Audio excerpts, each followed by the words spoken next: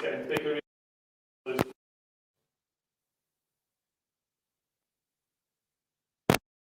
Warner Brothers with 10 more stages there, up to 4,000 more jobs in the area.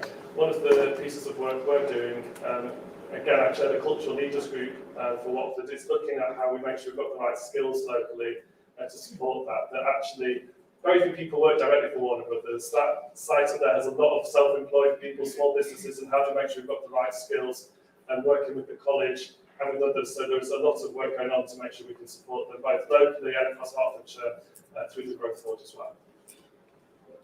Thank you very much, Councillor Dennis. Hello. So ultimately, Muslims and Jews are brothers and cousins with the Abrahamic religions. The overall goal right now must be to promote a coexistence, share future and Palestinians. An Israeli life is equal to a Palestinian life, and no more, no less. A Palestinian life is equal to an Israeli life, no more, no less. Would the Mayor agree with me on that? Yes, thank you for asking that question, Councillor Watling. And just to say, of course, I agree with you. It's a terrible situation in the Middle East, and you're right that there's human dignity. Every life is of value, of equal value, and it's important that we do all we can as a nation to press for peace in the Middle East, and of course locally make sure that this is a town free from hatred. But I agree with everything that he's just said. Thank you very much for that. We now move on to item number 6, questions by members of the council. We've received no questions. Item number 7, questions by members of the public. No questions have been received. Item number 8, petitions. No petitions have been received. Item number 9, urgent business. The Chief Executive has asked the Council to consider an urgent report. All members have received a copy and it has been published on the Council's website. It is item number 17. We'll consider the report after the other reports, but prior to the motions. So we will be going from, I think, 14, 17, then 15, so it gets a bit jumbly, but bear with us, please. Also, under Council Procedure 14.0, I've received an emergency motion, item 18, which has been requested as a matter of urgency, but only to the caveat that it's moved and seconded with no further debate. Council is required to vote to confirm that members are happy to consider it as a matter of urgency. On that basis, the motion has been circulated to all members. All those in favour of considering the emergency motion as a matter of urgency with no debate, please raise your hands. Any abstentions? Thank you, that's been carried.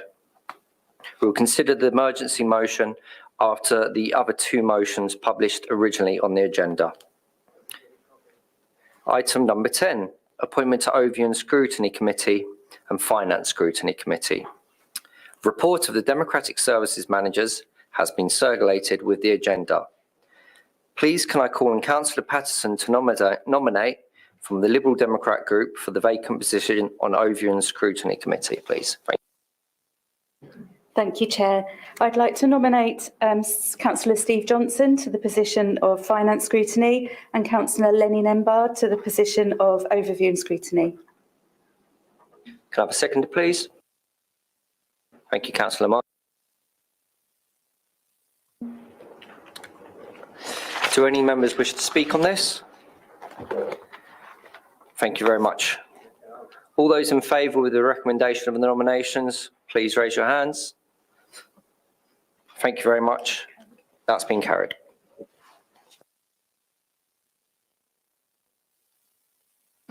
Item number 11, a review of the Licensing Act 2003, Statement of Licensing Policy. A report of the Licensing Committee has been circulated with the agenda along with the Officers' Committee reports. I'm inviting Councillor Hoffman as Vice Chair of the Licensing Committee to move the recommendation. Councillor Hoffman, you have up to 7 minutes. Okay, please let me introduce the new licensing policy. We're introducing this new policy to replace the existing policy because it was due to expire in November. As members will know, it is a legal requirement for us to have a policy in place.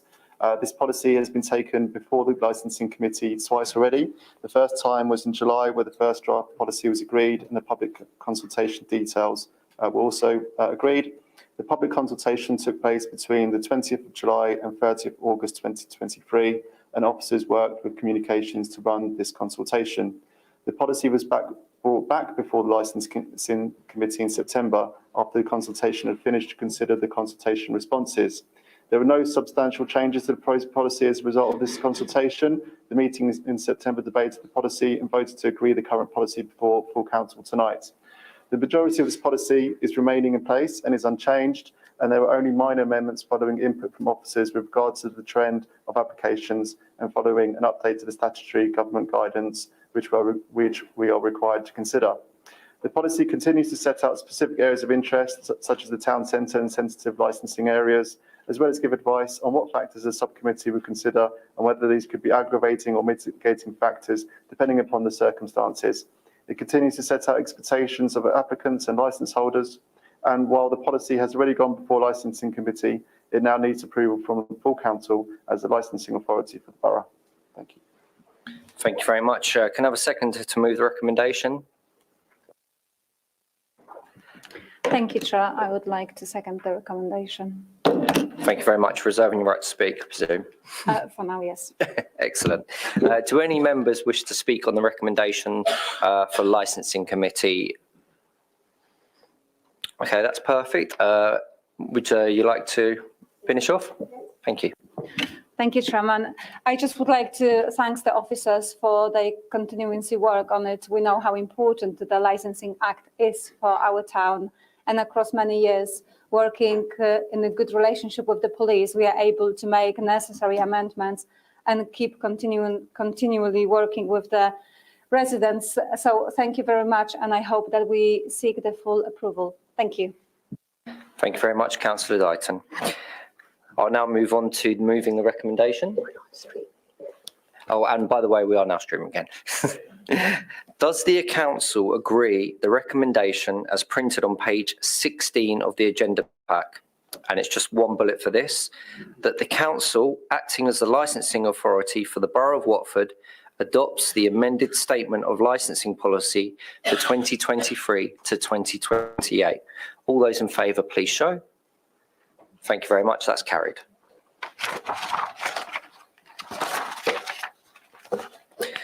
Item number 12, Treasury Management Annual Report 2022 to 2023.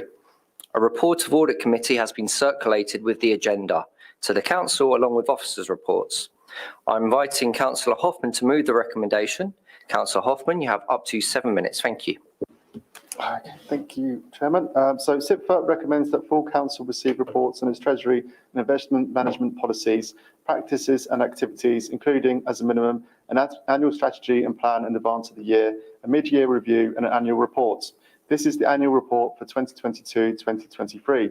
The report has already been considered by Audit Committee as the committee with delegated responsibility for the scrutiny of the treasury management function.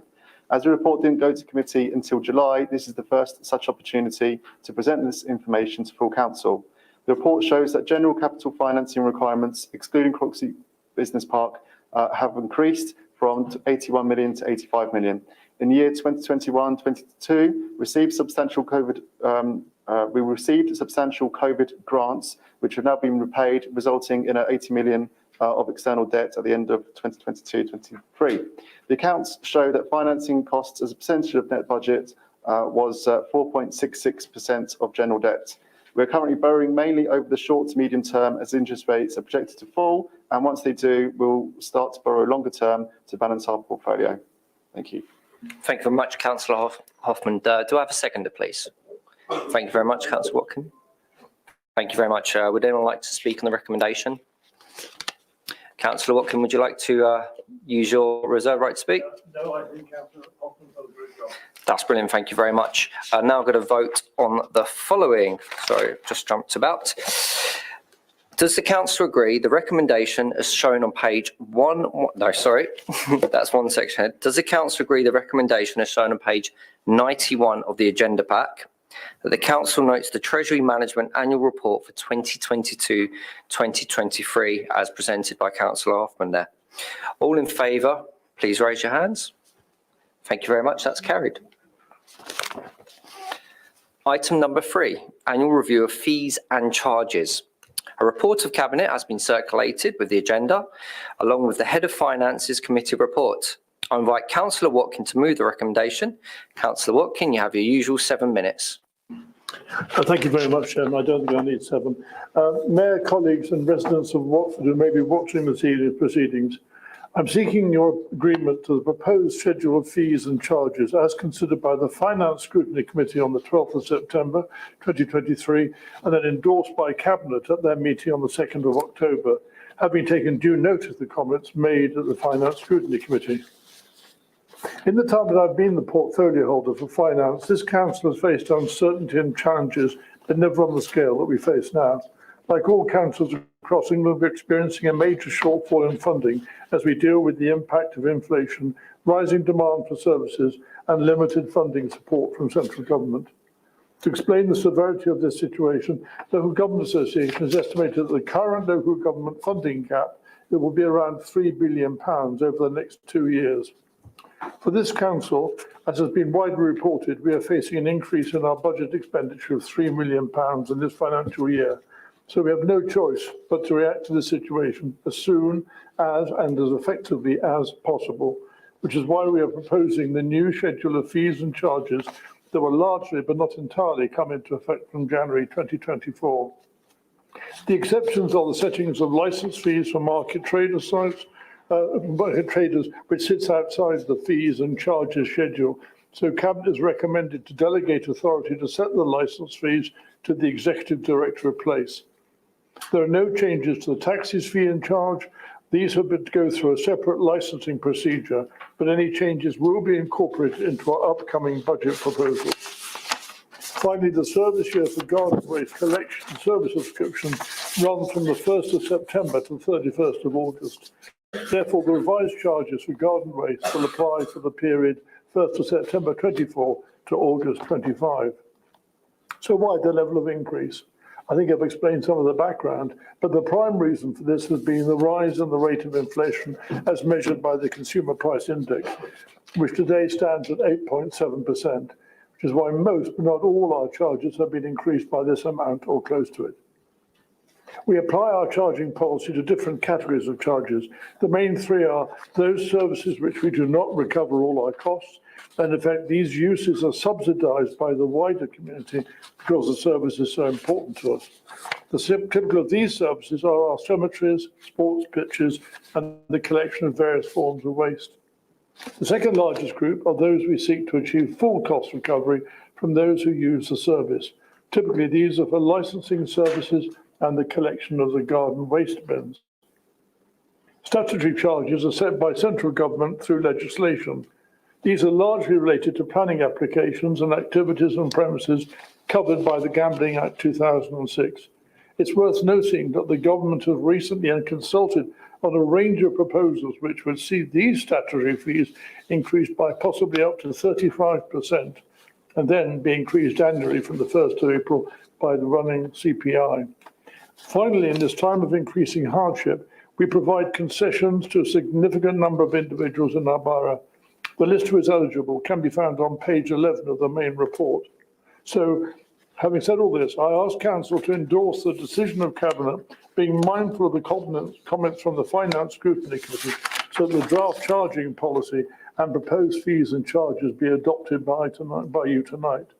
And that in respect of market licence fees, delegated authority to set the fees be granted to the Executive Director of Place in consultation with the portfolio holder. Thank you. Thank you very much, Councillor Watkin. I understand the Mayor is to second the recommendation. I'd like to second and reserve my right to speak. Thank you very much. Would any members like to speak on this recommendation, please? Please raise your hand. Councillor Bell. Thank you, Chair. And thank you. I think we all know the inflationary situation and the economic situation, but we had obviously the budget debate earlier in the year, and that's when we set our fees and charges. And despite understanding what Councillor Watkin has said there, we don't agree that we, on these fees and charges, halfway through or just over halfway through the financial year, and as I see on looking at some of the other discussions that have had, we'd rather this was rolled into the next budget discussion, and naturally we can have the normal debate that we have at the next budget, obviously in January, in the lead up November, December, December, the next budget panel. So we don't agree having these extra fees and charges brought in now, basically, all right, 2/3 of the way through the financial year, and we think there should have been more discussion on this. I appreciate there's been discussion at budget scrutiny, finance scrutiny, but we can't support this tonight halfway through the financial year. So we'll be voting against this. Thank you very much, Councillor Bell. Would any other members like to speak on this recommendation? Okay, I'm going to invite Mayor Peter Taylor to use your 5 minutes. Yeah, thank you very much, Simon, Chairman. Just picking up on Councillor Bell's point, this has gone through the entire, the whole process that we always go through for fees and charges. So it came to Finance Scrutiny Committee, which is of course chaired by a Labour councillor. It came to Cabinet. At no stage at either of those things did Labour indicate that they were opposed to this change. We've got a situation where several councils have declared themselves bankrupt. Inflation has remained higher than it was predicted by the Bank of England and pretty much all of the forecasters. And of course, that's led rightly to wages going up for officers. The main costs associated with these services are paying the wages of people who provide those services. So it's all very well Labour to say, well, we don't think there's been enough scrutiny. We've done all the scrutiny that we always do every year for fees and charges. So what more scrutiny did they want? And secondly, if they're not prepared to put up the fees and charges in line with inflation, then what services are they going to cut? Because we have to balance the books. We have to make sure that our income equals our expenditure. We're a responsible council, and we're making sure that that's the case. So if they're going to vote against this tonight, they've got to then explain which services that our residents use are they going to cut? Because what our priority is protecting frontline services. Councillor Ezefed mentioned earlier vulnerable residents. My number one priority is making sure we continue to provide the best possible services for people that rely on our housing service, for people that might be experiencing rough sleeping, for people that are in lots and lots of difficult situations. And the way that we're going to balance the books is by increasing the fees and charges that we provide in line with inflation so that we can cover the costs of those services. So I really do urge Labour not to go down this route. And if they are, then they have to come clean with this council and explain to us, well, what are you going to cut then to balance the books? Thank you very much, Mayor Peter Taylor. I invite Councillor Watkin to sum up. You have 3 minutes. I won't need 3 minutes, Chairman. I would just say that I think Mayor has summed it up perfectly well. I think it's worth stressing that we do this with regret and not because we want to increase fees and charges. I think my report outlined how significant the challenges authority has, and the last thing we want to do is to make it worse by actually allowing ourselves to effectively not take control of our situation. We don't want to do this. It's what we have to do, and we've tried to be as equitable as possible in how we've actually introduced these fees. Thank you very much. Thank you very much, everybody, for your inputs on this item. I'm now going to move to the vote and read out the details. Does the council agree the recommendations as shown on page 116 of the agenda pack?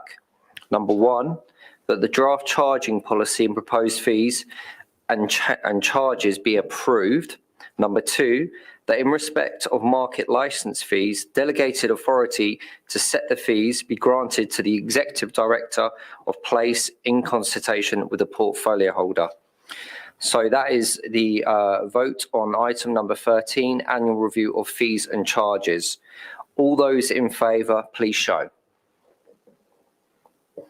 All those against, please show. Any abstentions? The recommendation is carried. Thank you. Item number 14, budget virement request Q1. A report of the Head of Finance has been circulated with the agenda. I invite Councillor Watkin to move the recommendations. You have 7 minutes. Thank you, Chairman. I'm going to talk about the budget environment, if that's okay with you. Colleagues, I'm asking for your agreement to the revenue and capital environments detailed in the report before you.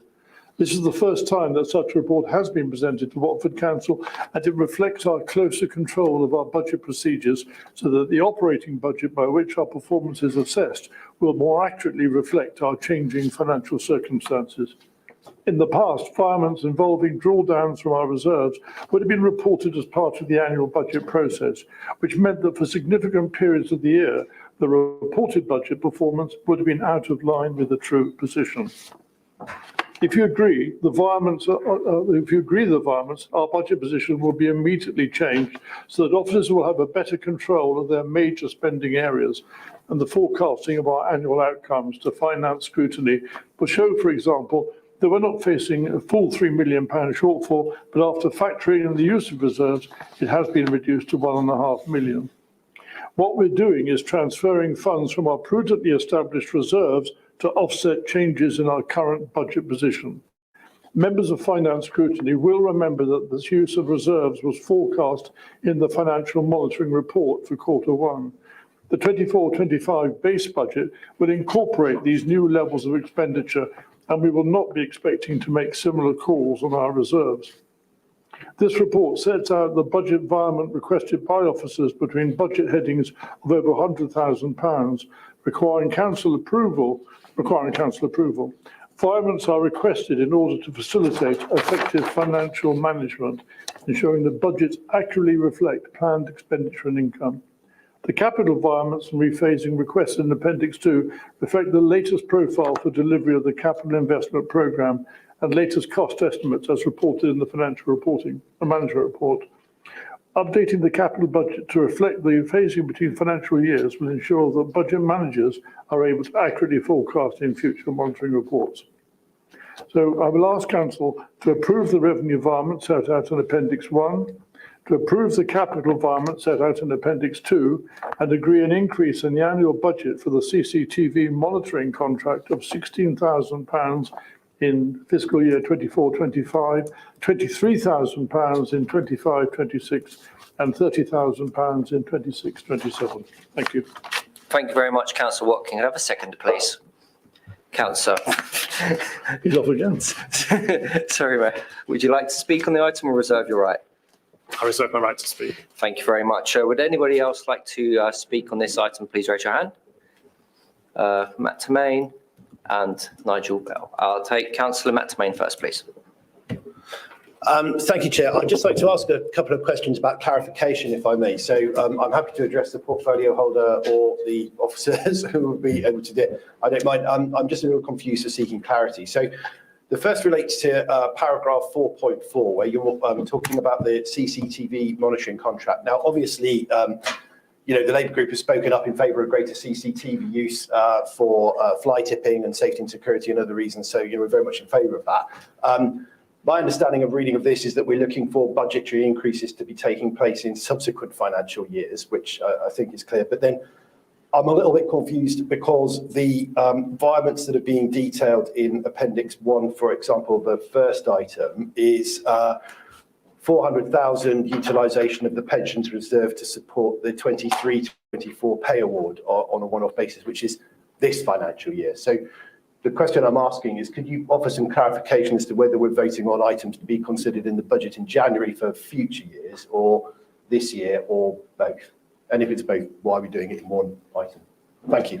Thank you very much. I'll note those questions and move to Councillor Nigel Bell. Oh, thank you, Chair. Yeah, I mean, in this case, we do take into account Councillor Temain's questions, and I'm sure we'll get the answers in a minute.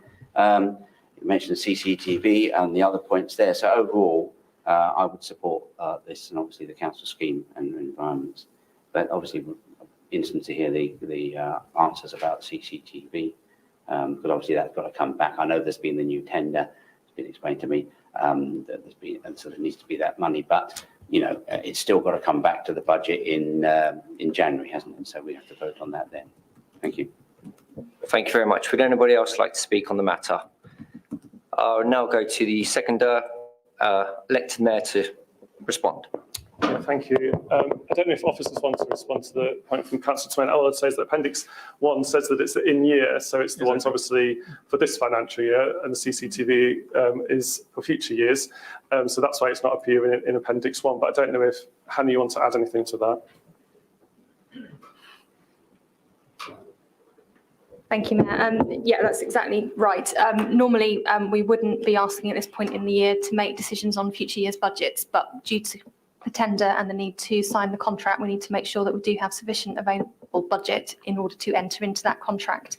And that's why that element of next year's budget has been brought early rather than waiting for the January process. So I hope that clarifies it, and apologies that it wasn't clear in the report.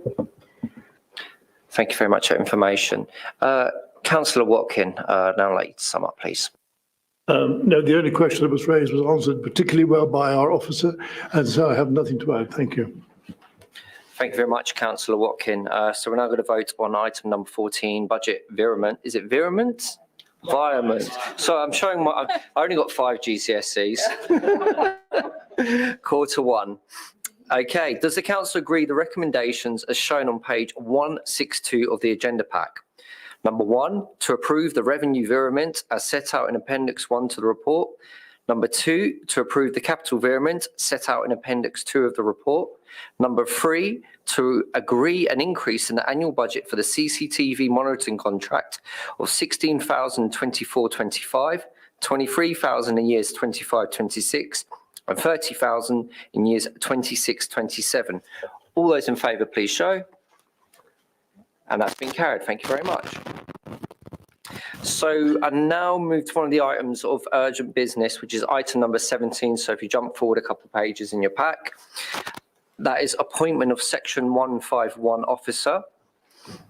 The council has received a late report from the chief executive, which has been circulated by email as well as being published on the internet and website. I invite Councillor Watkin to move the recommendations. Councillor Watkin, you have up to 7 minutes. Thank you very much, Chairman. This item gives me great pleasure. I have much pleasure in seeking your agreement to the proposed appointment of Hannah Doney as our Section 151 officer. She will replace Alison Scott, who's done an excellent job for us, but is now taking on additional responsibilities within Three Rivers. Having supported Watford for the last two years, Hannah's skill and adroitness is well known to us, as she has demonstrated in her support of the Finance Scrutiny Committee. She has complete understanding of our financial circumstances. She will be an invaluable asset as we face the challenging times ahead, not least because she was spending 80% of her time supporting Watford. Hannah has a detailed knowledge of the council's finances and our ways of working. Moreover, she's already played a key role in improving the council's budget processes and putting the commercial finances onto a more robust basis. She's currently enhancing the way the budget estimates are prepared and reported, as well as improving the way capital finances are administered. Crucially, she will manage the important relationship with our internal and external auditors. So I now have to ask you to formally agree this post that in accordance with the local authorities' standing orders, England, Regulations 2001, matters relating to the appointment of Section 15 officers, it is proposed that the current head of finance, Hannah Doney, is appointed as a Section 151 officer and CFO to Watford Borough Council. As a consequence, the current Section 151 officer, shared with Three Rivers District Council, has resigned from the position of Section 151 officer for Watford, and thereby ending the shared arrangement. Hannah Doney will remain a Three Rivers employee and will be seconded to Watford for the purposes of her role as our Section 151 officer.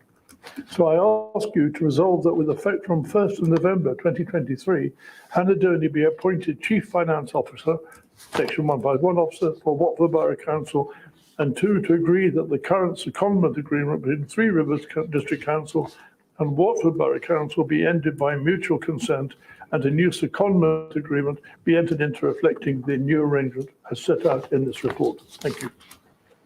Thank you very much, Councillor Watkin, for providing that information. I invite the Mayor to second. I second and reserve my right to speak. Thank you very much. Would anyone like to speak on this item? I understand it's come quite late to Council, so Councillor Bell, anybody else? No, just yourself, go for it. Okay, thank you, Chair. And obviously, we have had a briefing with the Chief Executive. So, we understand this. Clearly, this has to be done. It doesn't seem that long ago since the 151 officer who's standing down was appointed. I won't go into any more than that. But clearly, there were issues about audit, and there's clearly an issue about finances, as we see from the audit papers. And clearly, if Hannah, obviously is well respected, is going to spend 80% of her time on the Watford side, dealing with budget estimates and on with the auditors, then obviously we support that. Clearly, that the work has to be done, and we'll hope now there will be improvement. We do support this. Thank you. Thank you very much, Councillor Bell. Anyone else like to speak? I now move to the seconder to respond. Thank you very much, Chairman. Just to respond to the points that Councillor Bell made, from my perspective, we've got a very strong finance team, and what this change is doing is about increasing the resilience, the capacity of the service. So Hannah's done a brilliant job in her current role. As was mentioned by Councillor Watkin, Alison Scott's been effectively promoted in her role in Three Rivers. And so we're reshaping our service to provide even greater capacity and resource in it. So I see this as a good thing. As I say, we're actually enhancing the service that we're providing. But I don't accept his point that we've got issues in audit. We've got an excellent finance team. There is a national issue about, I think it's 90% of councils who are still waiting for last year's accounts to be audited because of a shortage of auditors at a national scale. So I don't accept the point in relation to Watford Council. We've got an excellent finance team, and this is about increasing the capacity of that team. Thank you very much, Councillor Watkin. Thank you, Chairman. I was going to express my disappointment that actually something as negative as that was raised in this particular issue, because Hannah has worked her socks off to try and get our audit completed on time, and it's not her fault or her team's fault that this has actually been delayed. Everybody is absolutely fed up with not having the audit completed. But I think we all agree, just the way she supported the Finance Scrutiny Committee, that she gives an unequalled and much the best support that committee's ever had. So I hope that the Labour Group will support her appointment, because she will make a big difference. Thank you. Thank you very much, Councillor Watkin. I'm going to move on to the vote now on item number 17, appointment of Section 151 officer, which came to the council was urgent business. Does the council agree the recommendation as shown on page 3 of the supplementary agenda pack? To resolve that with effect from the 1st of November 2023, Hannah Downey will be appointed Chief Finance Officer, also known as S151 officer, for Watford Borough Council. And number 2 on this recommendation, the current secondment agreement between Three Rivers District Council and Watford Borough Council be ended by mutual consent, and a new secondment agreement be entered into reflecting the new arrangement set out in the report. All those in favour, please show. Thank you very much. That's carried.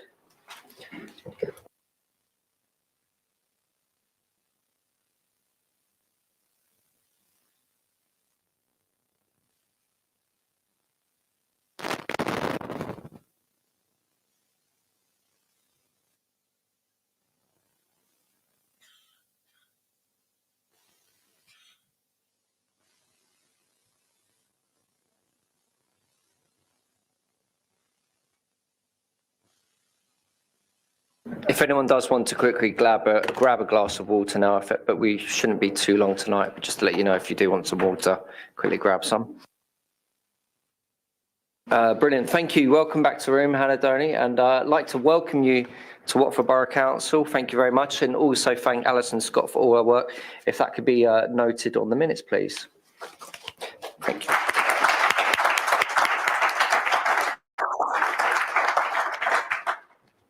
Thank you very much. We now move on to motions. 2 motions have been received, plus an emergency motion agreed under Procedure Rule 14.0. The first motion, item number 15, is a motion for local government funding settlement. The first motion has been proposed by Councillor Bell and seconded by Councillor Tremaine. Is that correct for the motion? Yep, perfect. Details are contained within the agenda. I now invite Councillor Bell to move the motion. Thank you, Chair.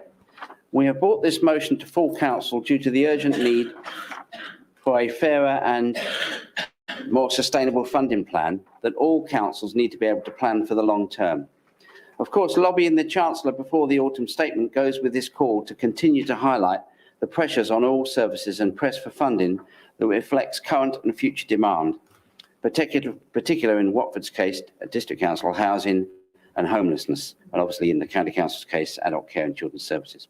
Again, in the words of the Local Government Association, to work with local and central government on a distribution mechanism for local government funding that supports long-term planning It's evidence-based, simpler and more transparent.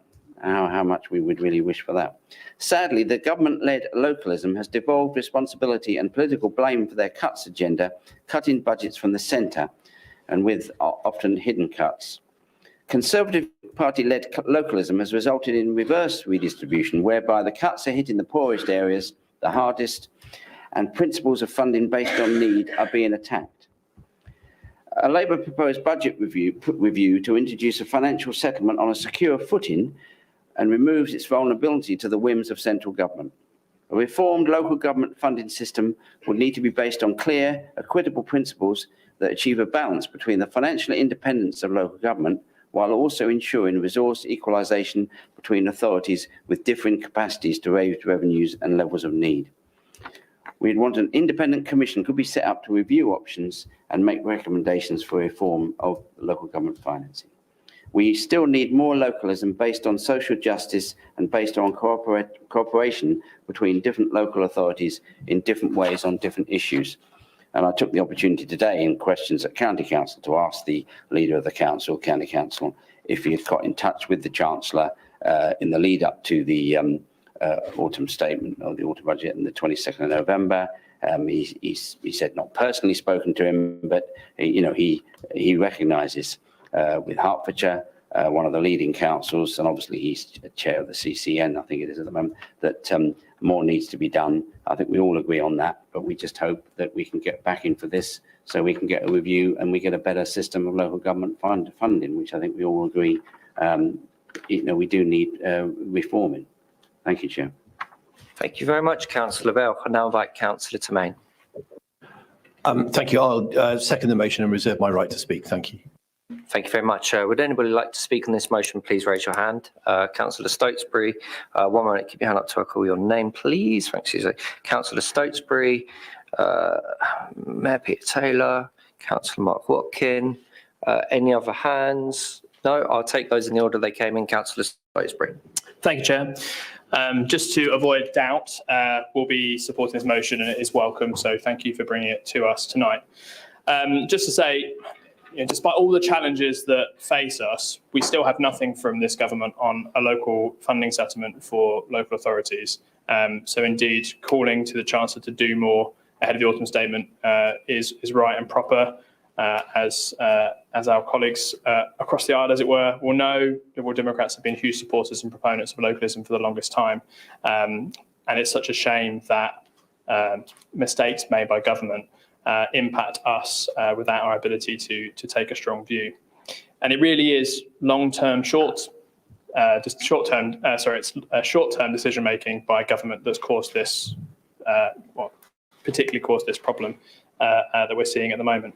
It's a government that's imposed trade barriers despite claiming to remove them, who distances us from the largest single market in the world, and through a litany of our recent prime ministers, have experimented, shall we say, the outrageous economic experiment of the quasi-Kwarteng and Truss budget. And as a result, UK inflation has been driven up by these and, of course, wider global conflict. But here in the UK, we see that our inflation remains stubbornly high. In terms of long-term decision-making, we must thank the work done by Watford over many years. We make our decisions in the interests of our residents' long-term stability, and I'm proud that we've established a diverse and successful economic portfolio that at least helps to protect us somewhat and mitigate impacts here in Watford. I just wanted to take a moment, Chair, if I may, to thinking back to a previous item that was raised. I really wanted to take this time in the context of this motion to remind colleagues of what we do to try and protect our most vulnerable residents across the town. That is a fundamental premise of this administration. So there are people who can claim concessions from the council to provide a special support, and I just wanted to list those people who are eligible for concessions from the council.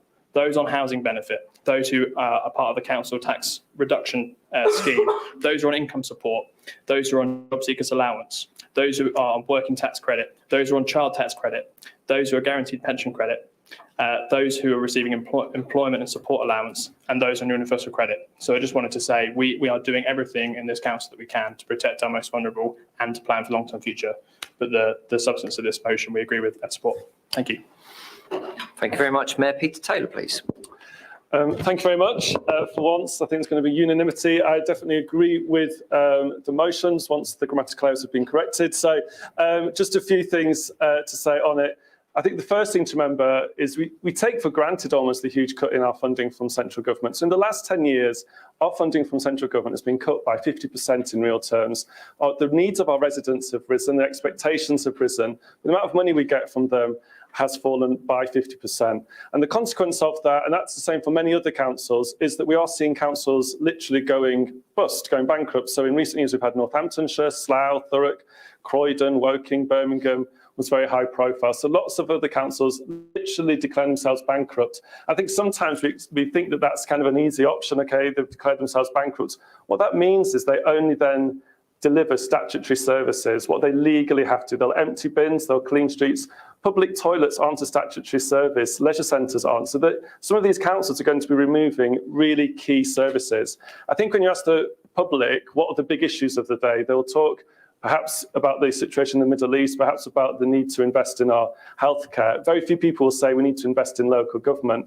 But of course, local government or lack of local government funding has an impact on, as we know, so much in our society. And sadly, with these councils going bust, I think we'll see the impact of it. Councillor Watkin mentioned in an earlier speech, the LGA estimates that there's a £3 billion shortfall in local government finance at the moment. So a huge gap in income compared to expenditure. We've got a very clear strategy about making sure we protect frontline services, that we look as much as possible at increasing our income from commercial property, which we've done over many years, first under Councillor Johnson, now under Councillor Watkin, making sure that we maximise our income from commercial sources. But we do also look at increasing income from fees and charges so that they match the price. Labour are saying here that we've got a crisis of finance, but in a vote earlier today, they just said we weren't going to increase fees and charges, which is somewhat inconsistent, because if you don't increase the fees and charges, then you either borrow more money, or you cut services, or you declare yourself bankrupt. Those are the options that are left open to you. I think we're right that we're taking an approach that says we've got to respond to the reality of it, whilst hoping that our next MP, Ian Stokesbury, is in Parliament in a few years' time, able to make the case for more funding for local government. I think the last thing is not just about funding, it's about freedom for councils. At the moment, there's so many strings attached to any funding we do get, and things like planning fees, where the government specify you can't increase them by so much. What we want is the freedom to decide our planning fees so they can cover the cost of providing those services. So I will support this motion and look forward to everyone else doing the same.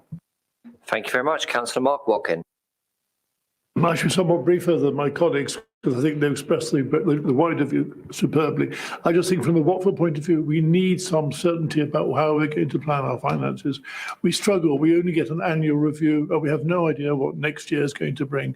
So trying to forecast and get handed a team to actually know where we're going to be using our money, how we should go, is a constant struggle. And this is why our incomes vary, and we're restricted in what we can do. And the Mayor has picked up the point, which has really been restricting for us, is that we are not able to use our commercial capabilities to the point that we would like to. Our property income has been a massive source of income to us, and we're now restricted in how we can then continue to try and support this council to make sure that it remains secure and wealthy for the years to come. So thank you. Thank you very much, Councillor Watkin. Would anybody else like to speak on this motion at all? Invite Councillor Tremaine as a seconder to respond. Thank you very much, Chair. So just a couple of points. I mean, most people have made the main ones already. So the government's levelling up agenda is their flagship domestic policy for the entirety of this Parliament, and it is a farce in terms of how it's failed to achieve what it was set out to do, particularly in relation to what goes on at local government. The Labour Party conference happened last week, so any of you who paid any attention to that, you may be aware, of course, that the new localism was very much an agenda item and topic of conversation that people were pursuing, along with ideas around further devolution of powers to local government, which is obviously something that's going to be very welcome. I mean, certainly, hopefully, within the next 12 months, voters will have the opportunity to be able to go to the ballot box and place their cross somewhere where this is going to help fix the problem that we have. And of course, that is to vote Labour. Thank you very much indeed. Thank you very much, Councillor Tremaine. Now, Councillor Bell to round up, please. Thank you, Chair. And yeah, taking on a few points there, I acknowledge what Councillor Stokesbury said about the work they've done and working with local charities and other people to try and help people locally. And also, obviously, the mayor saying we want more certainty for local discretion and proper devolution, the same as what Councillor Watkins said. So I hope that, supporting this, we will get that from a new government. You know, obviously, we would want it to be a new Labour government, but we just hope that we can actually put this forward so that we get a change, certainly a change of regime and a different finance regime, because that's what I think everyone says. What you're all saying is you want certainty. Councillor Watkins said that. I'm sure the mayor wants that, and that's what we want in the future for local government. Thank you. Thank you very much, Councillor Bell. A quick matter of procedure. Does anybody wish to provide any amendments to the motion? No, that's good news. Thank you very much. I'm going to read out the motion, the resolution for the motion, then we'll move on to the vote.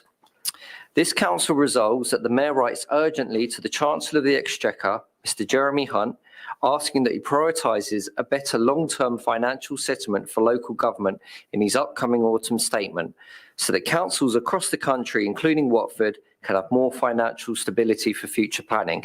I will now move to the vote for this. All those in favour, please show. That's all been carried. Thank you very much for bringing that motion to council. A really good, nice, healthy debate about it there, so thank you. Item number 16, motion on mental health. The second motion has been proposed by Councillor Pattinson and seconded by Councillor Martins. I now invite Councillor Pattinson to move the motion. Thank you. Thank you, Chair. I'd like to thank you also personally for bringing this to the attention of the community. I know you put on an event on World Mental Health Day and you're supporting your mental health charities as part of your chairman duties, and I thank you for that. So Tuesday, the 10th of October was World Mental Health Day. Designated days do provide an opportunity to raise awareness, to reflect and commit to working to make things better. It's crucially important that mental health awareness remains at the forefront of our thinking, and we need to be proud to be part of a council that considers the importance of the mental health and wellbeing of our residents as part of the day-to-day work that our officers do and a crucial part of our council delivery plan. Unfortunately, mental health problems are on the increase, with rising demand on services and increased complexity of need. This is happening before the pandemic, but the pandemic has undoubtedly made the situation worse. Although the government has stated that it's made mental health a priority within the proportion of the overall NHS budget being spent on services, the system is still incredibly challenged in terms of demand, capacity and resourcing.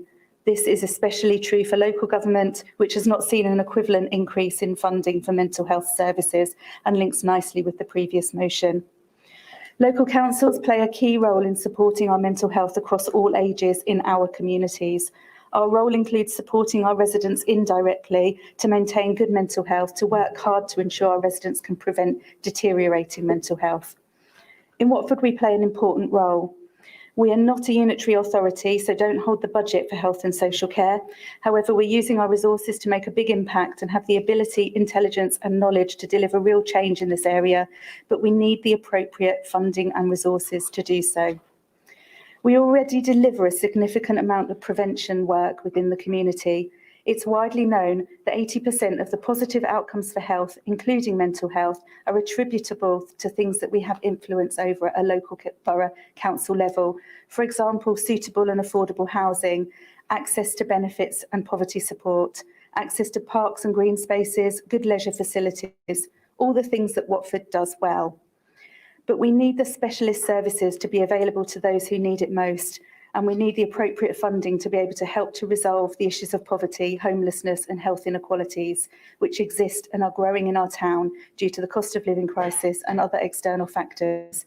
If we can solve these, we'll be better able to support our communities to live well. This motion acknowledges the great work of the council in the areas we can control, and we are leading the way in these areas. But without the support of specialist services being available and the right recourses to funding to bring mental health support to our communities, the crisis will continue. I'd like to conclude, if I may, with a very short personal story of why better services are needed urgently. And I know there are others in the room today who have needed the support of services that were not there. When you're in the midst of a mental health crisis, having the strength to fight for the services and the support you need is impossible, resulting in a downward spiral and significantly impacting on your recovery. This needs to change. I'm lucky, I know how to access support, and I have an incredible support network. We need more funding and stronger emphasis put on the availability of mental health services within the local communities, so those like me and many others, both here this evening and living across our town, can access the services they need at the time and place they need it most. I hope you can all support this motion. Thank you very much, Councillor Pattinson. Councillor Martins, would you like to speak or reserve your right? I'll reserve the right. Thank you very much. Anyone raise your hands who'd like to speak on this motion, please? One moment. So just got Councillor Charlotte Saunders. Was Councillor Favour, Fedi, anybody else? Marilyn. I've got you, Marilyn. Anybody else? It's free hands. Sorry, Nigel Bell. Yep. Anybody else? Perfect. Okay, that's 4 people. I think that's plenty. Councillor Saunders, please. Thank you for bringing this motion to council whilst addressing all people in our community who are currently faced with the ever-growing mental health crisis. It's no secret that I put myself forward in our community to work with sick, disabled and vulnerable children here in Watford. And I'd like to refer back to December 2022 whilst I was carrying out my Christmas toy project, which a lot of you got involved with, so thank you. While spending time getting to know nurses, doctors, play specialists and community nurses at Watford General Hospital on the Starfish ward, I'd been unaware of the crisis that is happening on our very front doorstep. Over 50% of the Starfish ward beds had been taken due to children's mental health crisis. And after long research, I realised that there are only 16 specialist beds across Hertfordshire for children. I've spoken to both adults and children in regard to Watford General Services around mental health. And although Watford General Hospital did what they could, they all felt that the services Watford General provided wasn't correct for the mental health crisis that they were going through at that current time. But there was nowhere else for them to go. I have come across a 10-year-old wanting to take their own life, which I'd never heard of before, and I didn't realise that was happening. CAM's waiting lists are years long, and schools in Hertfordshire are struggling, especially here in Watford too. I've spoken to many teachers. Whilst Rishi Sunak used his conference to call out transgender people for them being simply who they want to be, I would have loved to hear how he was going to support over 20% of the UK's children not being able to be who they want to be due to the lack of funding for these crucial services. I praise Chairman Simon Feldman for his work with his nominated mental health charities and raising awareness through our council. And although I know we all stand here in support, I ask for everybody to commit more time to understanding the crisis and all people involved, including how mental health also impacts minority groups. I fully back this motion, and I know all my colleagues here will feel the same way. Thank you.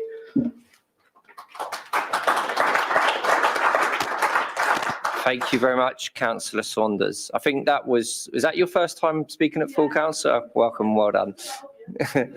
No, well done. Thank you very much. Councillor Favour Ezefidi, please. Thank you, Chair. To say that mental health provision in the country is on its knees is an understatement. While it is encouraging that the voluntary sector and the local authorities have risen to the challenge of supporting local people in helping build resilience, we need to put the responsibility where it sits. These efforts cannot replace secondary mental health provision in the NHS. NHS services continue to struggle with the poor funding for required ratio of clinicians, high staff turnover and recruitment challenges, while facing increased pressures for demands and complexity of presentations. The underfunding of frontline service has crippled the provision of early intervention for mild to moderate mental health conditions, as well as the severe end of the presentations. I agree with my colleague that the waiting list for assessment for both adults and CAMs continue to increase. But the real scandal is with the waiting list for ADHD and ASD assessment in Hertfordshire, which currently sits for 3 years. So for you to be assessed for ADHD in Hertfordshire, you have to wait for 3 years. I have young people in my household that are waiting for 3 years. The sad reality of this is that as a society, we continue to fail these vulnerable young people and their families, except a future government, hopefully Labour government, tackles this negligence of duty for the care of the most vulnerable. However, the real hidden crisis in mental health provision is with is on the inequality of access. The COVID pandemic exposed the real inequality in our communities. According to the National Collaboration of Center for Mental Health, advancing mental health inequality, many Black, African, and Caribbean people, particularly our men, do not have access to psychological treatment at early stage of their mental health problem. People from Black, African, Caribbean communities are 40% more likely than the white British people to come into contact with mental health service through the criminal justice system. Gypsies, Roma, and traveler communities can have similar difficulties to those who are homeless in that their living status makes it difficult for them to access health care.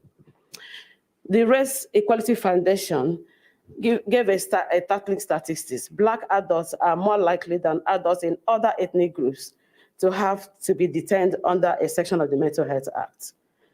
Though there have been gradual improvement, the IAPT recovery rate for BEM service users is below that of their white counterparts. I happen to be privileged to sit on NHS England Mental Health Inequality Board and led on the Patient Carers Race Equality Framework, PCREF. The board developed guidance to improve BEM experience of care, as recommended in the Independent Review of Mental Health Act. We outlined the following key areas: prioritize tackling inequality through policy development and creation of levers and incentives.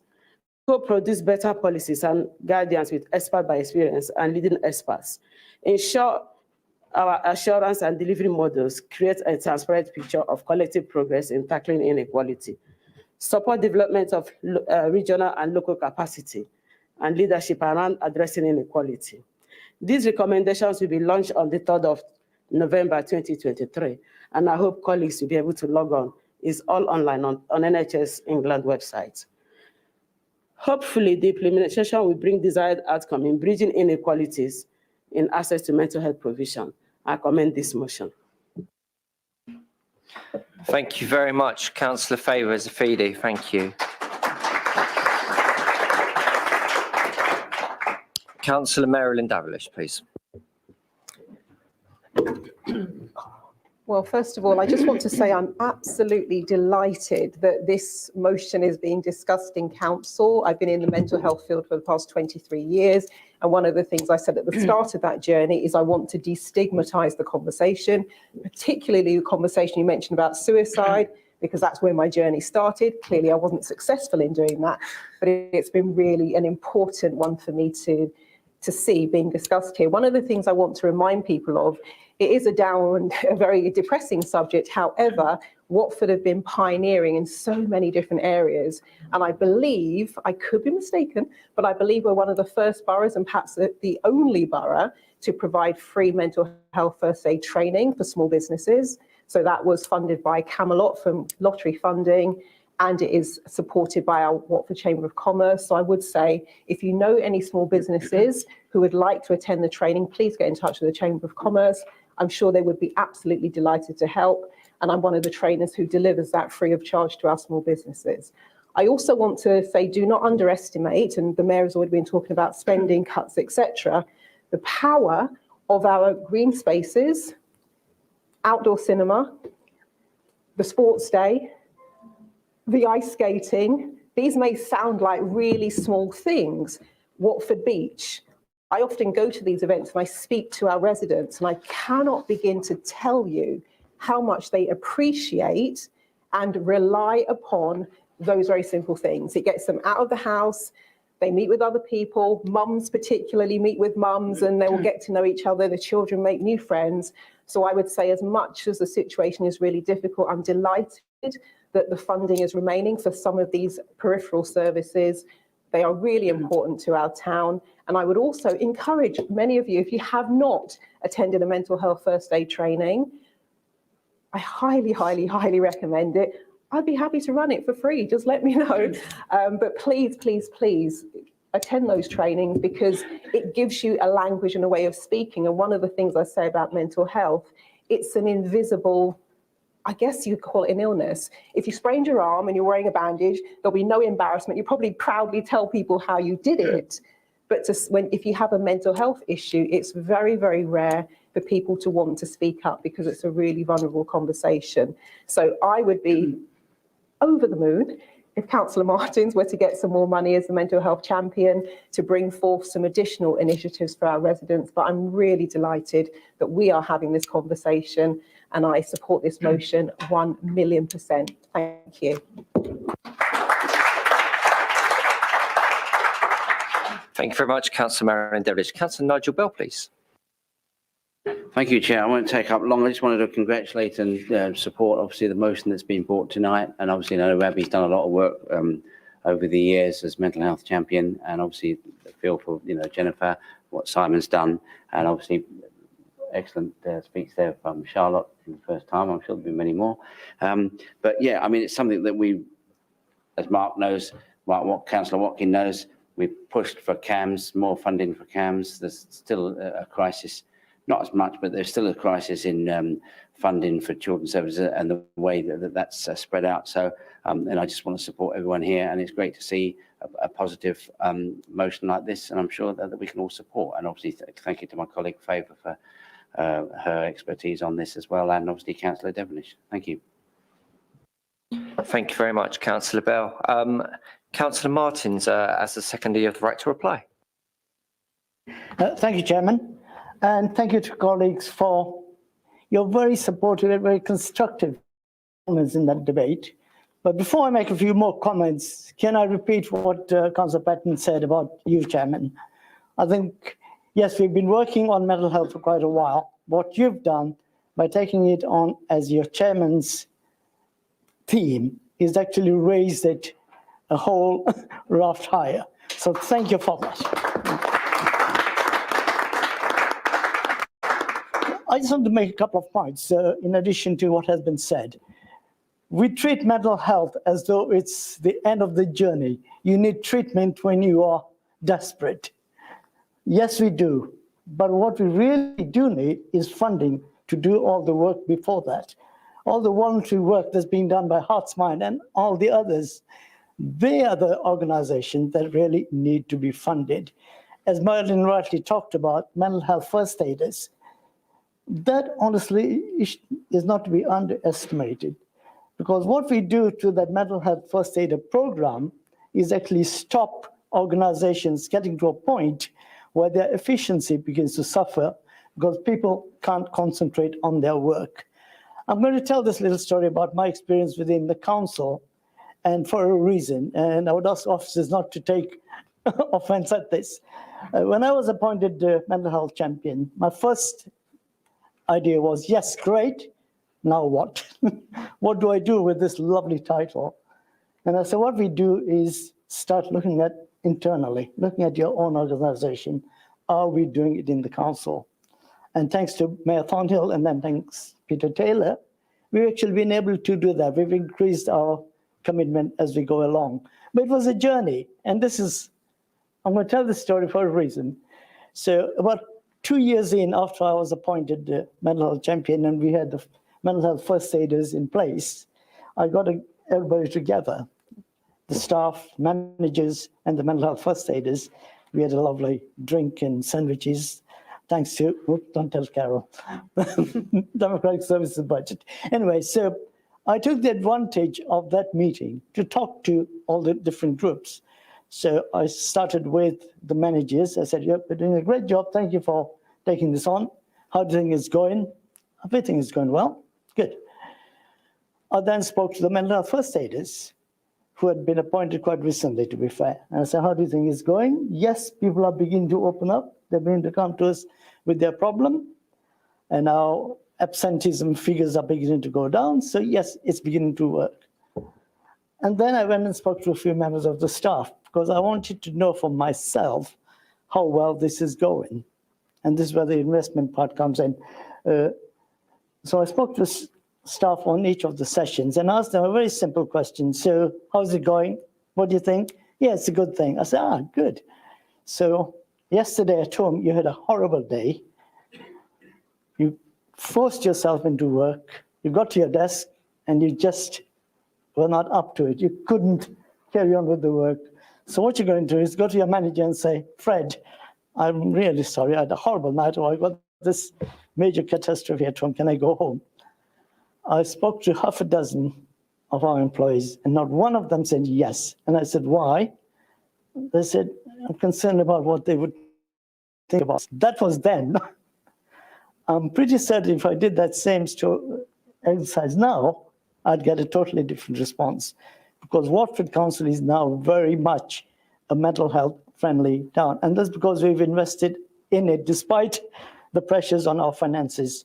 And I think this is where the government's stance is so pathetic. They talk about all these millions they've made available for mental health. But if you actually look at the detail, what they've made available is money for the journey at the very end, the crisis management, the emergency treatment. That's not what we need. What we need is money up front to stop people getting there, to improve productivity, and you guys can look up the figures about days lost through mental health, etc. And this lovely phrase, at work but not working. Mental health people go there, they go to the desk, can't concentrate, can't do a thing, a waste. And it's because of those sort of things I think this motion is so important. And I think because of what we've done, we've earned the moral right, Mr. Mayor, to put in a very strong letter to say we know what we're talking about, we've done it, we need more money, we'll do it better. Thank you. Thank you very much, Councillor Martins.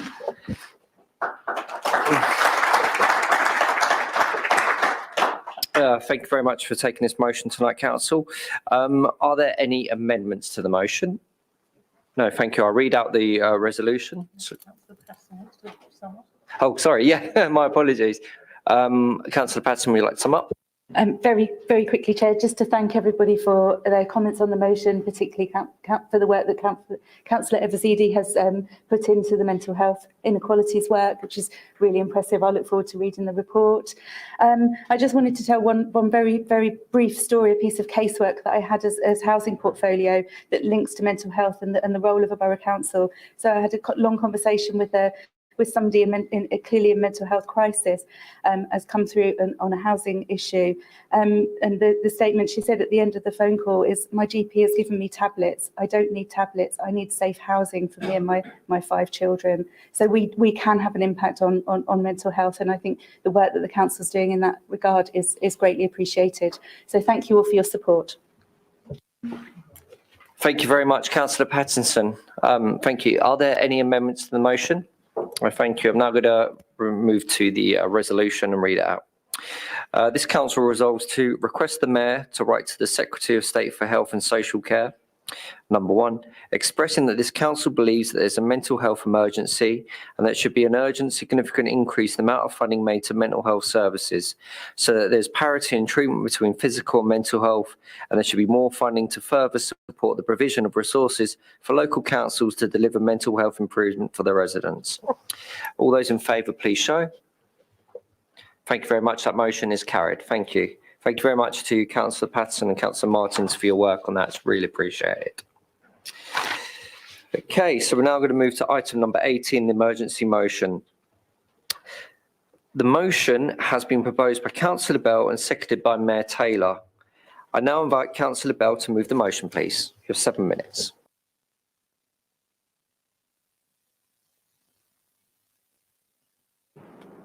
Thank you, Chair.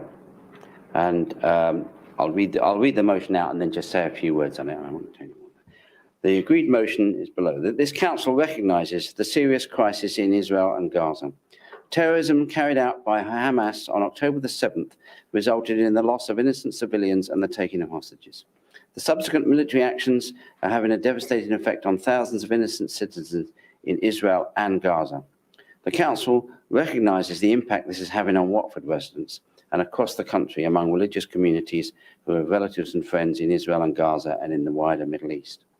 Watford Council members have come together united in wanting to show solidarity with all our religious and cultural communities at this time, especially considering the good community cohesion work that has always been carried out successfully amongst those religious leaders here in our town.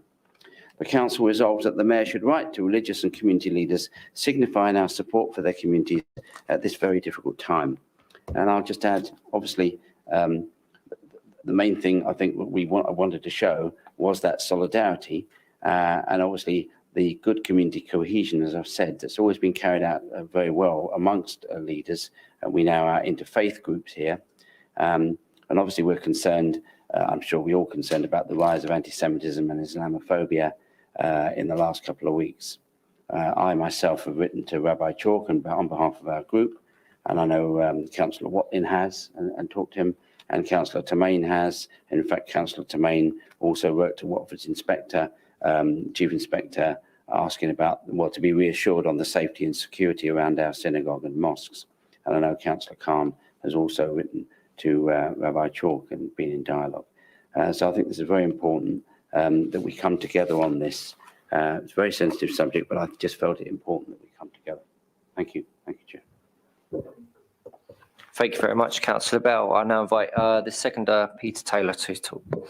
Thank you, Councillor Feldman. I'm glad that we've been able to work on a cross-party basis to agree this motion, and I agree with the comments made by Councillor Bell. I'm sure I speak for all of us when I say it is incredibly saddening to watch the tragic events unfolding in Israel and Palestine over the past few weeks. The actions of Hamas are truly appalling and should be condemned. I'm sure they are by all of us wholeheartedly and unequivocally. I'm sure I'm not the only one who's found it at times very difficult to even watch the TV footage and the images coming out of the region as we see the impact on innocent civilians. The abduction and mistreatment of hostages, including women and children, is incredibly disturbing, and I, of course, support calls for their immediate and unconditional release. We also grieve for those who lost their lives in the attack on Israel and for all those who have died in the subsequent conflict, including many innocent Palestinian civilians. Our hearts go out to the families and friends of all the individuals. Yesterday, it was confirmed that at least 6 British citizens have died, with a further 10 people missing. I express my solidarity with the Jewish community in the UK, Israel, and around the world, who are understandably feeling fear and grief. I also strongly condemn the rise in anti-Semitic incidents in the UK following this period of violence. In recent days, I've also written to Rabbi Chalk to send our condolences and to show our support for the Jewish community here in Watford. Israel has the right to defend its territory and its citizens, and we should all support that right. However, I call upon the Israeli government to exercise this right with restraint and in accordance with international law. I would also like to echo calls by the United Nations that Israel facilitates humanitarian aid into Gaza to protect innocent civilians who have been caught up in this conflict. As Councillor Bell said, sadly, we are seeing increased reports of anti-Semitism in the UK and Islamophobic incidents too. We stand united and make it clear that there is no place for anti-Semitism, Islamophobia, or any kind of prejudice in our town. There is no place for hate here in Watford. As was mentioned earlier, we have excellent work by the Watford Interfaith Association, and I'm sure many of us will be there on Sunday afternoon in the Peace Gardens in Cassiobury Park to come together and to offer our prayers at this difficult time. I know that the Watford community will always stand together and that we support lasting peace. I pray that this will come soon. Thank you. Thank you very much, Mayor Peter Taylor. I'm now going to read out the motion and move on to a vote. The Council resolves that the Mayor should write to religious and community leaders signifying our support for their communities at this very difficult time. All in favour, please show. Thank you very much. That has been carried. We're nearly at the end of the meeting, but just one quick reminder, tomorrow is World Menopause Day, and there is an event at the Holywell Community Centre between 10 and 12 a.m. And don't also forget the Understanding Menopause booklet tomorrow. If you want to get those, please speak to Jenny. That concludes Watford Borough Council meeting on the 17th of October. Thank you very much.